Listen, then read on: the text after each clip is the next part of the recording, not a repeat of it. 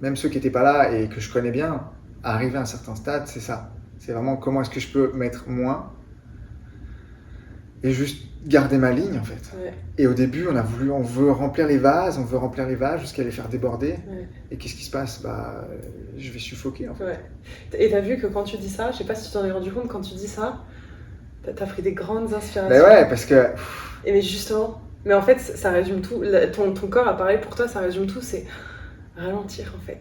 C'est juste ralentir et surtout, tu vois, t'as fait comme ça en reculant, en fait, c'est juste avoir la capacité à prendre le recul nécessaire pour voir toute l'histoire bullshit que t'es en train de te raconter.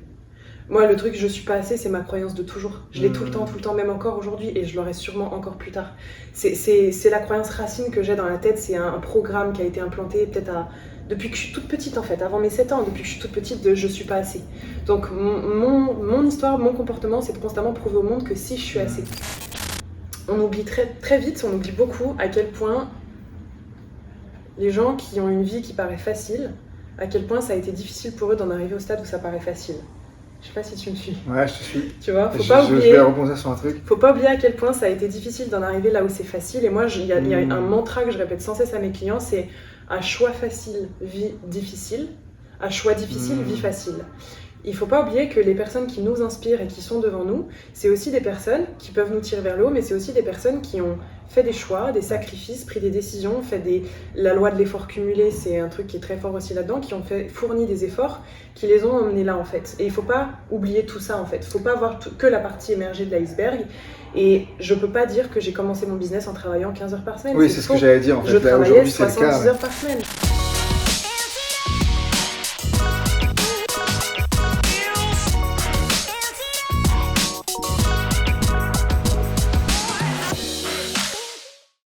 Salut à tous, bienvenue dans cette nouvelle vidéo. Aujourd'hui, j'ai le plaisir de recevoir Chloé. Salut Chloé. Salut, moi je suis très contente d'être là aussi, bonjour à tous.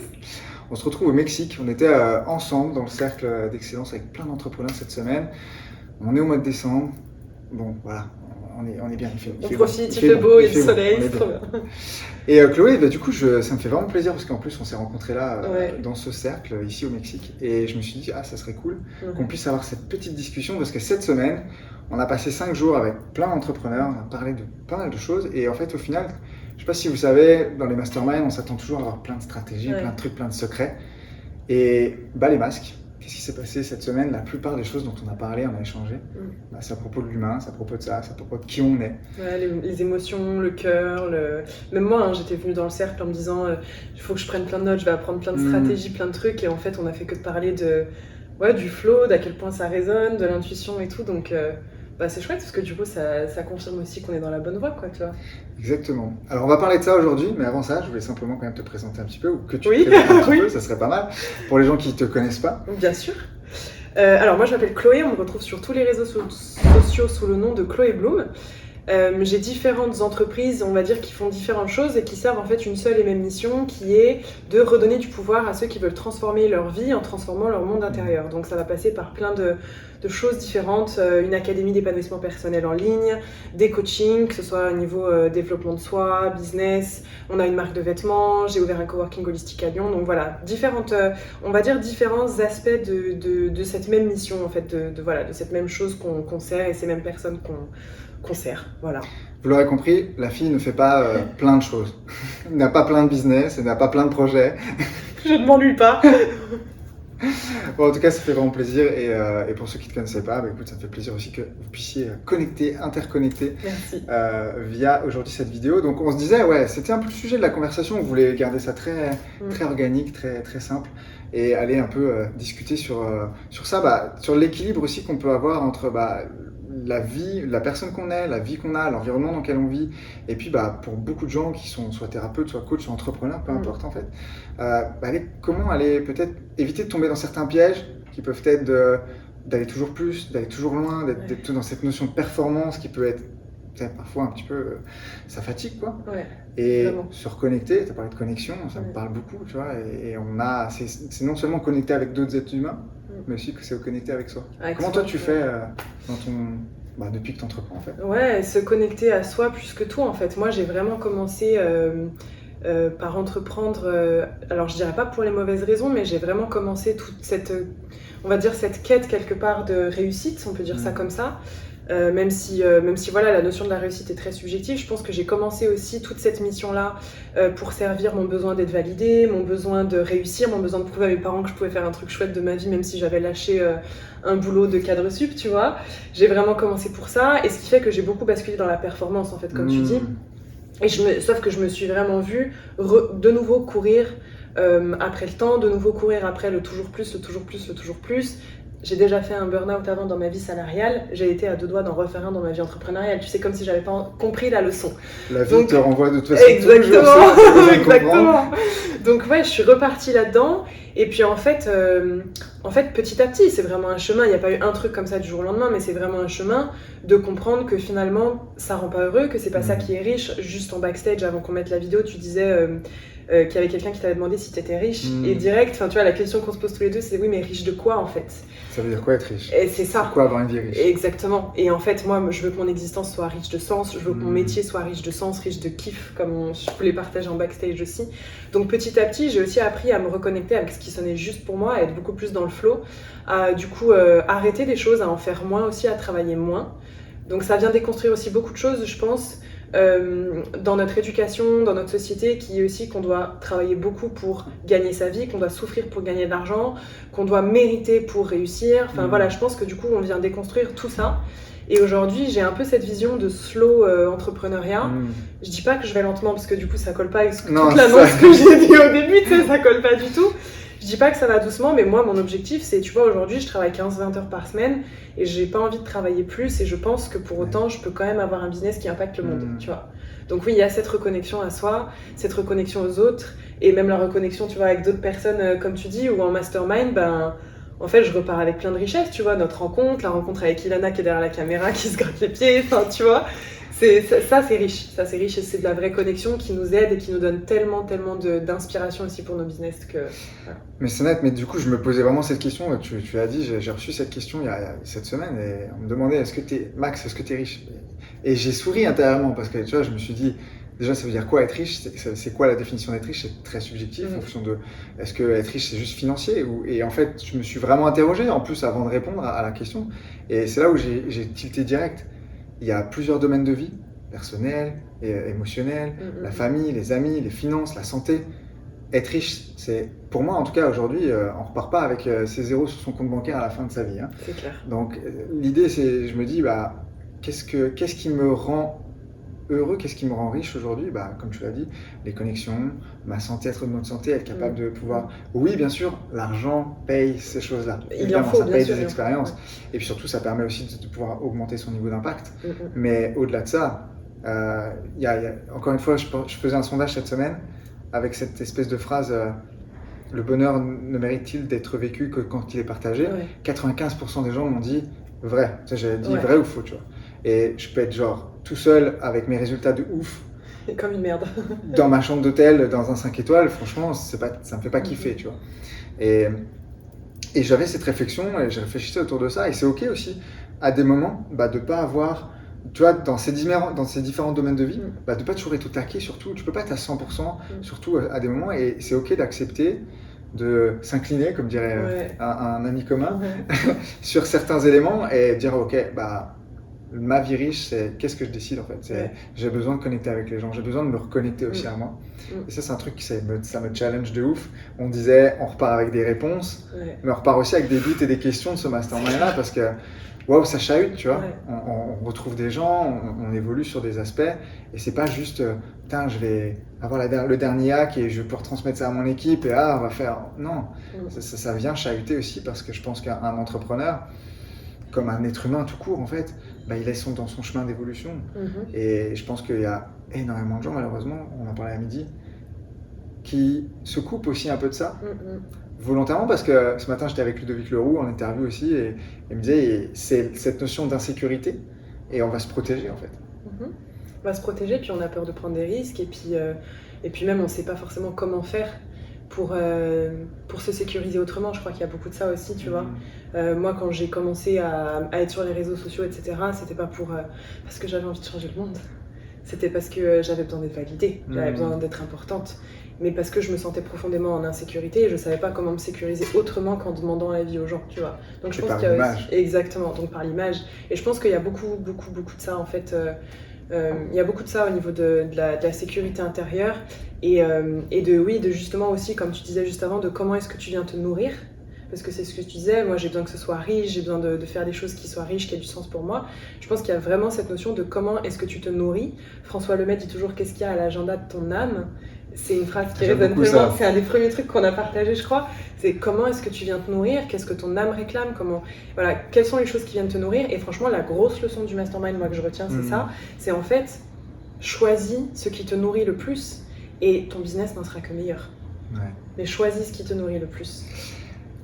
Et en même temps, tu vois, je me fais un peu le... Bon, on discute, tu vois. C'est aussi, Je sens qu'il va pas être d'accord.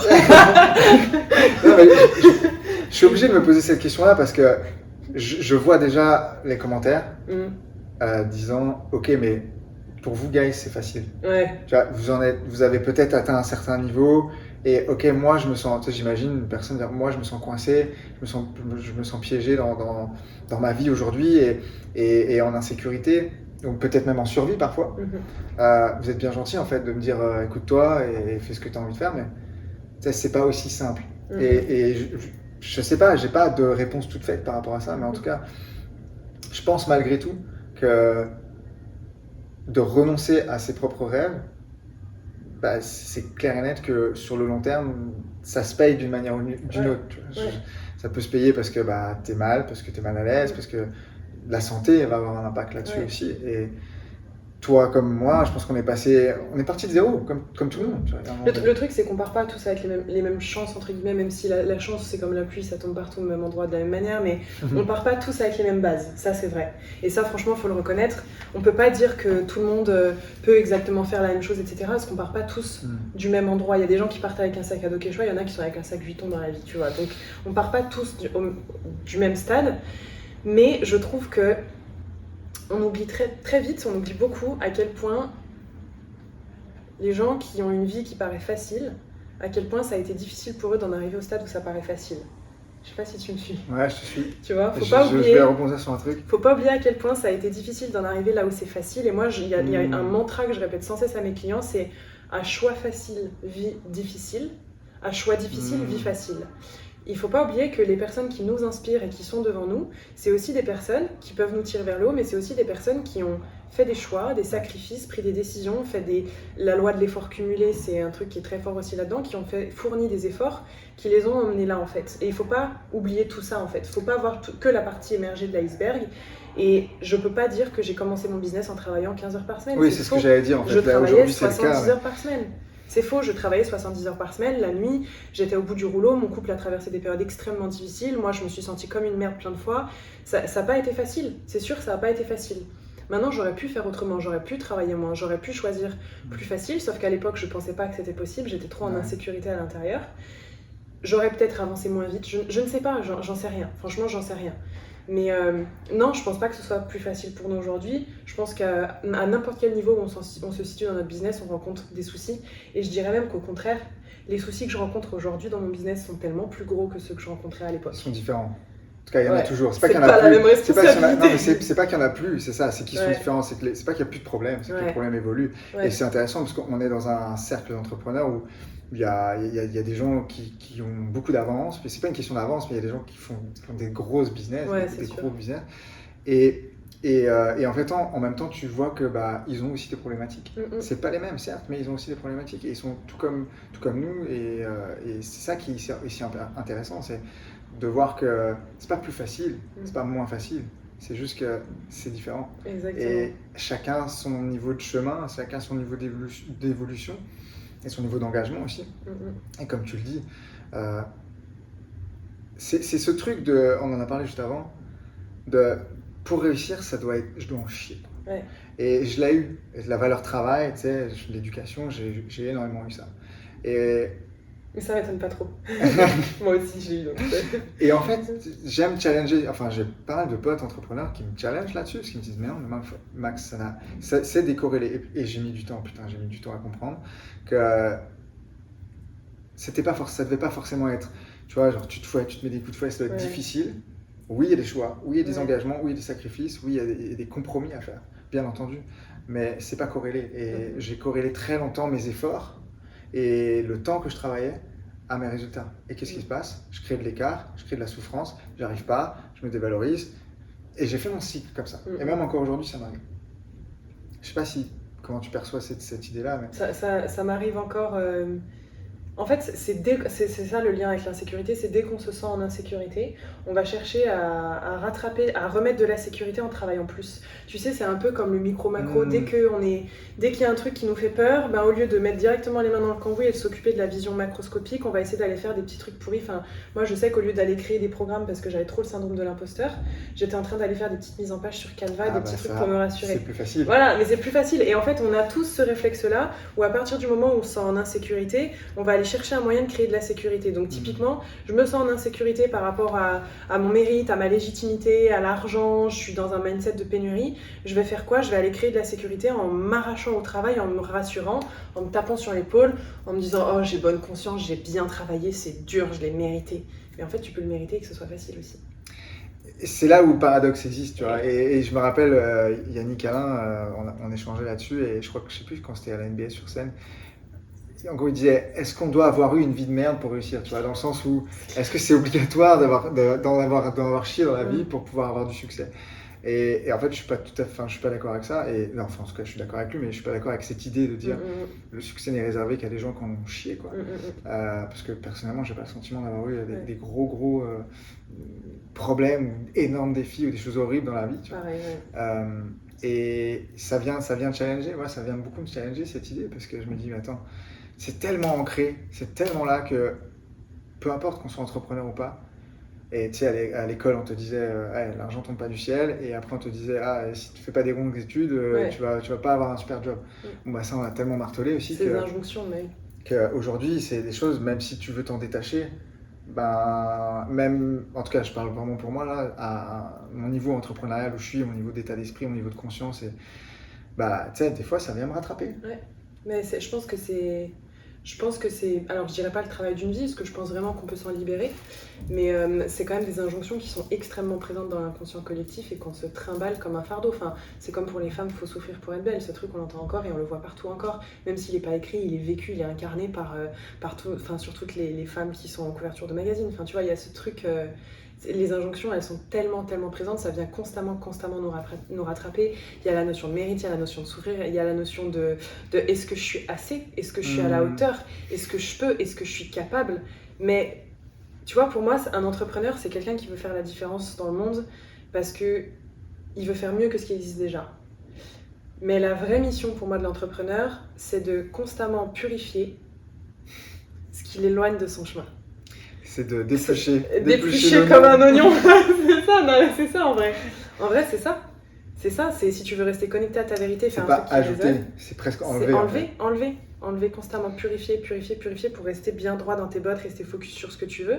Parce que tu seras toujours amené à des gens que tu n'aimes pas, tu auras toujours des injonctions qui vont te revenir, tu auras toujours des personnes à qui tu vas pas plaire, il y aura toujours des difficultés. Enfin, faut savoir que l'entrepreneuriat, non, c'est pas que on n'est pas qu'au-dessus, c'est des montagnes russes. Donc c'est une sacrée thérapie. Mais en tout cas, c'est hyper intéressant parce que on est quand même confronté à beaucoup. Enfin, moi, j'ai été beaucoup confronté à la comparaison, donc je me sens pas assez. Et en même temps, d'un autre côté, c'est comment est-ce que je peux enlever un maximum de couches. Donc tu vois, je me sens pas assez, donc j'ai besoin de plus. Et en même temps, ce dont j'ai besoin réellement, c'est de me libérer, c'est de faire moins, c'est de me dépouiller, quoi, entre guillemets. C'est exactement ça. Et ça vient me chercher encore aujourd'hui, parce que j'en parle souvent avec François Lemay. Je sais pas si vous connaissez. Je vous invite à aller voir François d'ailleurs, en passant. Mais c'est vraiment ça. Et je vois à quel point là, cette semaine, encore une fois, au contact de gens qui sont arrivés à un certain niveau, et même ceux qui n'étaient pas là et que je connais bien, arriver à un certain stade, c'est ça. C'est vraiment comment est-ce que je peux mettre moins et juste garder ma ligne, en fait. Et au début, on veut remplir les vases jusqu'à les faire déborder. Et qu'est-ce qui se passe? Je vais suffoquer, en fait. Et t'as vu que quand tu dis ça, je sais pas si tu t'en es rendu compte, quand tu dis ça, T'as pris des grandes inspirations. Mais ouais, parce que... Et mais justement, mais en fait, ça résume tout. Ton corps a parlé pour toi, ça résume tout, c'est ralentir en fait. C'est juste ralentir et surtout, tu vois, t'as fait comme ça en reculant, en fait, c'est juste avoir la capacité à prendre le recul nécessaire pour voir toute l'histoire bullshit que t'es en train de te raconter. Moi, le truc je suis pas assez, c'est ma croyance de toujours. Je l'ai tout le temps, même encore aujourd'hui, et je l'aurai sûrement encore plus tard. C'est la croyance racine que j'ai dans la tête, c'est un programme qui a été implanté peut-être depuis que je suis toute petite en fait, avant mes 7 ans, depuis que je suis toute petite, de je suis pas assez. Donc mon histoire, mon comportement, c'est de constamment prouver au monde que si je suis assez. C'est quoi cette histoire que je me raconte en boucle? C'est n'importe quoi, pas assez par rapport à quoi? Donc aujourd'hui, je m'observe en train de me raconter cette histoire, et encore cette semaine, j'étais là, je voyais des personnes qui avaient un tel business ou un tel truc, et je me disais, oh, mais moi je suis pas assez à la hauteur. Je suis arrivée dans le mastermind en me disant, je rêve de coacher des entrepreneurs, mais j'ai rien à partager, je suis pas assez bonne pour ça. Je me rappelle de notre conversation. Mais là, mais n'importe quoi, Chloé. En fait, l'idée c'est ça, c'est de prendre le recul et de souffler, prendre du recul et ralentir pour mieux observer la situation, pour mieux s'observer soi et pour gagner en clarté, pour prendre des décisions en fait, au lieu de constamment se raconter une histoire et de courir après un truc qu'on n'atteindra pas. Et ce matin, on échangeait avec Ludo et c'était vraiment ça en fait. C'est de toute façon les croyances qui nous définissent. J'entends souvent, tu sais, on va faire péter les croyances, on va tout débloquer. La vérité, c'est que c'est un petit peu différent. C'est qu'une croyance, on peut la garder, mais par contre, on va raccourcir le temps de réponse. On va avoir une problématique et une question, une conversation que je peux avoir qui va me limiter et qui va me mettre dans ma bullshit et me rester dans une situation qui ne me convient pas ou quelque chose que je vis qui est difficile. La vérité, plus je parle avec des gens qui ont un éveil spirituel ou qui ont travaillé sur eux, etc., plus je m'aperçois que ce sont des personnes qui ont arrivé à réduire le temps de réponse qu'ils peuvent avoir face à cette situation. Et donc, qu'est-ce qui se passe? Je passe à un autre appel en fait. Je ressens quelque chose, je me raconte cette histoire, quelles réponses je peux avoir par rapport à ça? Ok, next. Et puis il y en aura d'autres. Et c'est ok en fait. Et c'est juste éviter de passer trop de temps dans un état physiologique, émotionnel qui ne nous sert pas. Et putain, je sais, c'est de la théorie, je sais, mais en même temps, à l'usage, je disais à Ludo ce matin, ok, c'est bien joli tout ça, mais quand t'es dans un truc où putain, ça fait chier, parce que soit tu t'es pris un mur, soit t'as galéré sur un truc, soit t'as bossé comme un ouf et ça marche pas, dans les relations personnelles, putain, sur le moment, juste ça fait chier en fait. Juste ça fait chier, mais à ce moment-là, tu fais exactement ce que t'as fait tout à l'heure, tu respires. Prise de recul, observation. Et tu te connectes à ce que ça vient là chercher. Tu sais, moi, il y a une méthode que j'enseigne à mes clients justement pour arriver à prendre du recul dans ces moments-là. En fait, c'est la méthode RAIN de Tara Brach. C'est un acronyme RAIN, donc comme la pluie en anglais, le R pour reconnaître, le A pour autoriser, le I pour investiguer et le N pour nourrir. Donc en fait, l'idée, quand tu es dans cette situation de crise, on peut appeler ça une crise, tu vois, à ce moment-là, tu es dans ton insécurité, dans ton bullshit, dans l'histoire que tu vis encore et encore, tu sais. Tu reconnais l'émotion déjà, donc tu prends une respiration, tu prends le recul, tu te reconnectes à l'émotion que tu es en train de vivre. Ok, qu'est-ce que c'est? Est-ce que je suis en colère? Est-ce que je suis en tristesse? Vraiment se reconnecter à cette émotion-là, la reconnaître, l'autoriser, accepter aussi de ressentir cette émotion. C'est ok d'être en colère, c'est ok de se sentir comme une merde, c'est ok de se comparer, enfin voilà, l'autoriser. Et ensuite, tu vas investiguer. Et en fait, là, la question à se poser, c'est de se dire, ok, toutes les insécurités, toutes les situations que je vis qui sont désagréables, c'est que mon enfant intérieur est en train de me parler. Il y a le petit Max à l'intérieur qui est en train de me dire quelque chose et en train de crier, tu vois. Et le côté investiguer, c'est ça, c'est de se dire, ok, le petit Max, là, qu'est-ce qu'il est en train de crier? De quoi il a besoin? Quand je me sens super mal par rapport à tel truc, qu'est-ce que le petit Max dit? Est-ce que le petit Max est en train de dire, moi j'ai besoin que ce soit juste, j'ai besoin qu'on m'aime, mais dites-moi que je m'aime, dites-moi que je mérite ceci. Et en fait, voilà, donc l'idée, c'est vraiment de se dire, ok, qu'est-ce que crie le petit moi à l'intérieur? Et ensuite, le N de nourrir, c'est vraiment d'aller rassurer, s'auto-rassurer soi, donc s'apporter de la sécurité à soi-même.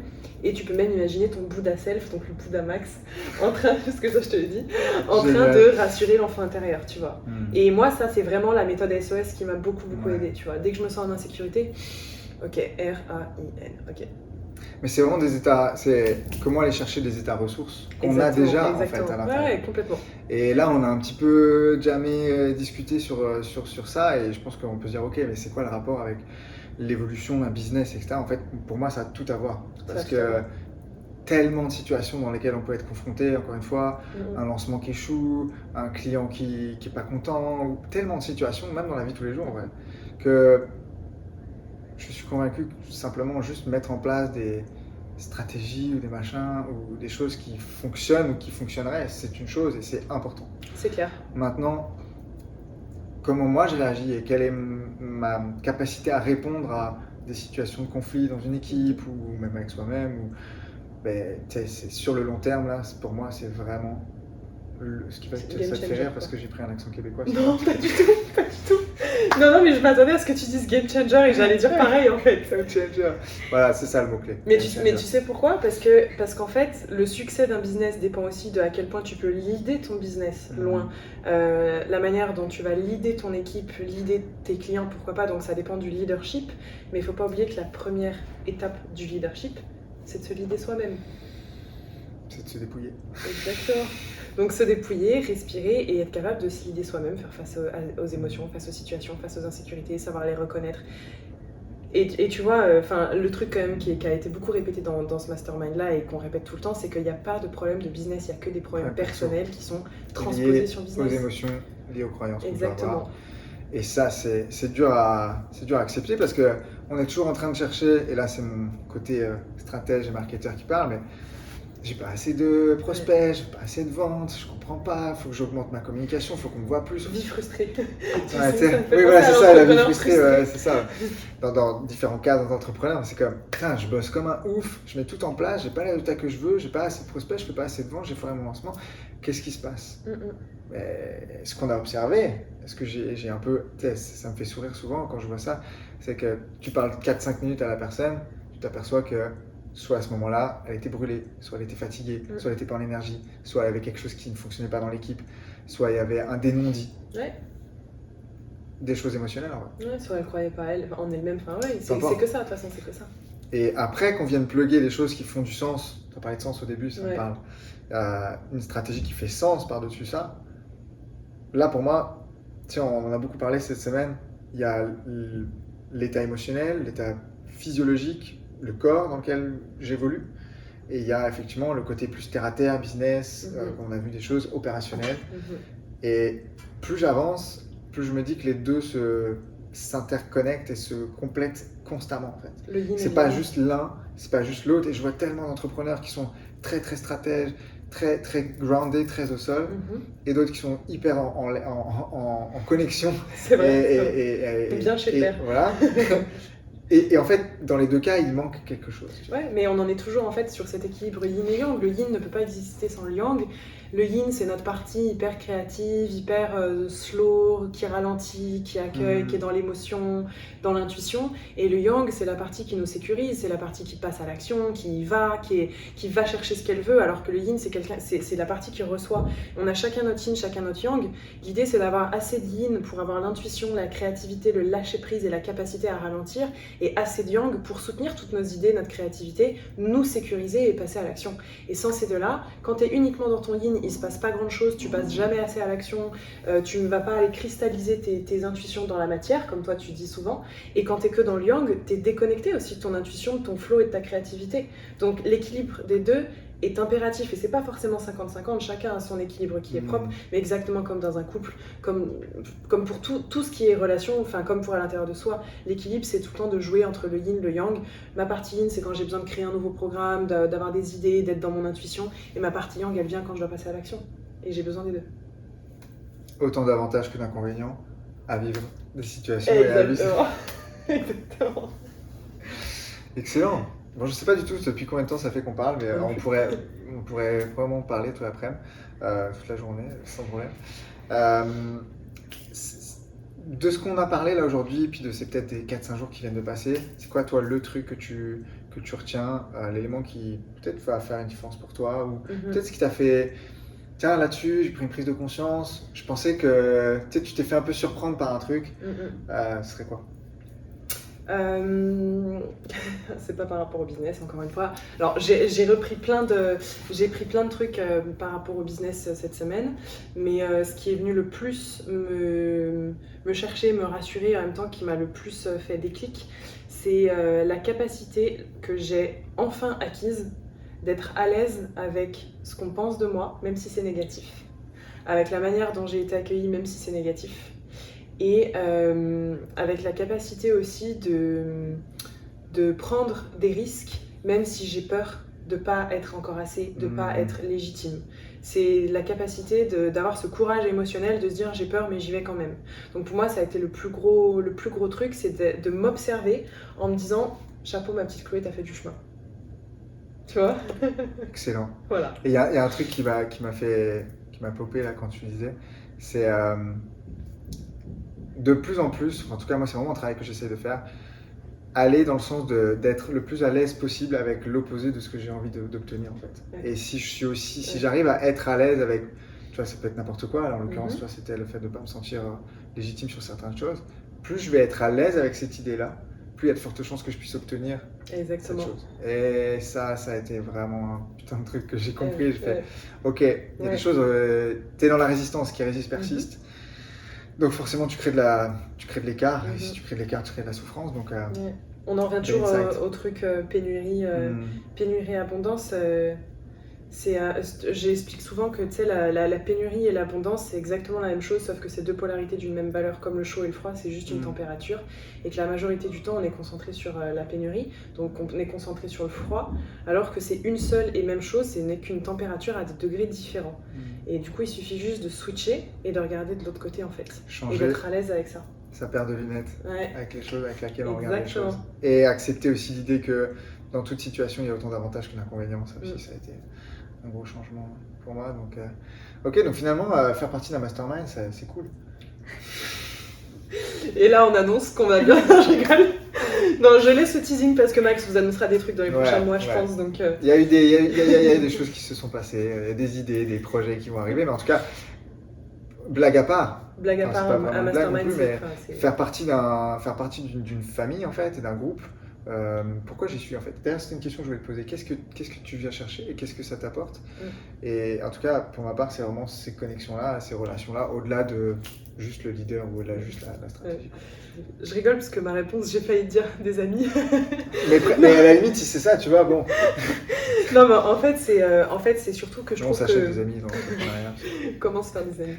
En fait, je trouve surtout que l'entrepreneuriat, c'est quand même avant tout une très forte introspection de soi et de son entourage, et que ça fait aussi beaucoup le tri dans notre entourage, et que très souvent, on peut se retrouver très seul.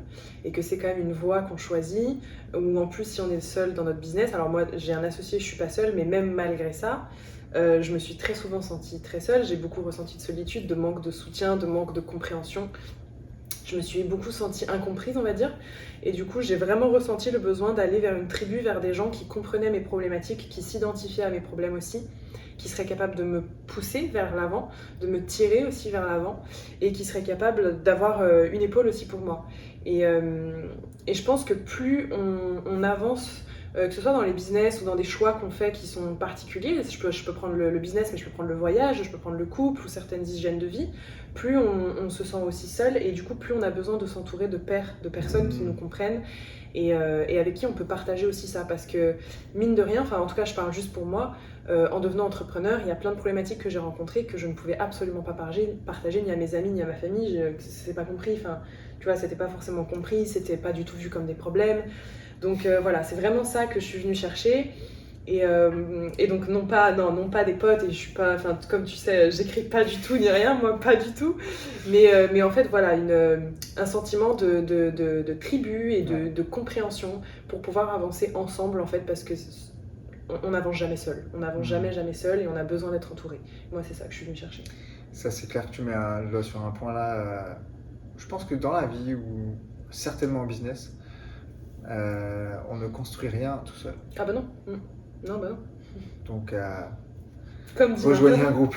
Self-made millionnaire is fucking bullshit. C'est ça, c'est vraiment ça. J'ai adoré quand il a dit ça. Cool Chloé, en tout cas ça m'a fait vraiment plaisir de pouvoir aussi, avoir cet échange. Je sais pas s'il y a un petit truc que tu voudrais ajouter en tout cas. Je crois que la seule chose que je peux ajouter, c'est si jamais il y a des choses qui ont résonné en vous sur cette vidéo-là, des choses qui ont vibré, ou même des choses qui sont venues vous chercher un peu, genre ça vous a pas fait plaisir, vous avez failli arrêter la vidéo. J'ai des podcasts qui sont totalement gratuits, qui sortent tous les jeudis matins. Ça s'appelle Chloé Bloom, une vie plus saine et sereine, et j'aborde plein de sujets différents, des insécurités que je traverse, des peurs que j'ai, des trucs super chouettes aussi dans ma vie, hein. Je passe pas mon temps à me plaindre, pas du tout, mais voilà, je partage plein de choses. C'est pas forcément axé que business, c'est beaucoup basé sur l'épanouissement personnel, professionnel, spirituel, etc. Si ça vous tente, allez écouter, et puis vous prenez ce que vous avez envie de prendre, voilà. Super, tu as anticipé ce que j'allais dire. Pardon. Donc, où est-ce qu'on pouvait te retrouver? Mais c'est parfait. C'est parfait, mon travail est fait. En tout cas, Chloé Bloom sur les réseaux. Ouais. On peut te trouver un peu partout, Instagram, ouais. Facebook, YouTube. Allez faire un tour, ça vaut le détour. Ouh là là. En tout cas, merci à vous d'avoir regardé cette vidéo. Merci. Si vous avez des questions, n'hésitez pas à les poser en commentaire. Et surtout, si vous pensez que ça peut inspirer quelqu'un aussi, dans votre entourage, dans votre famille, dans vos amis, faites-leur du bonheur, faites-leur du plaisir, partagez-leur. Merci beaucoup, Max. Dit comme ça, merci beaucoup. Ok, à très bientôt. Merci Chloé. Merci. Et puis à très vite. Ciao.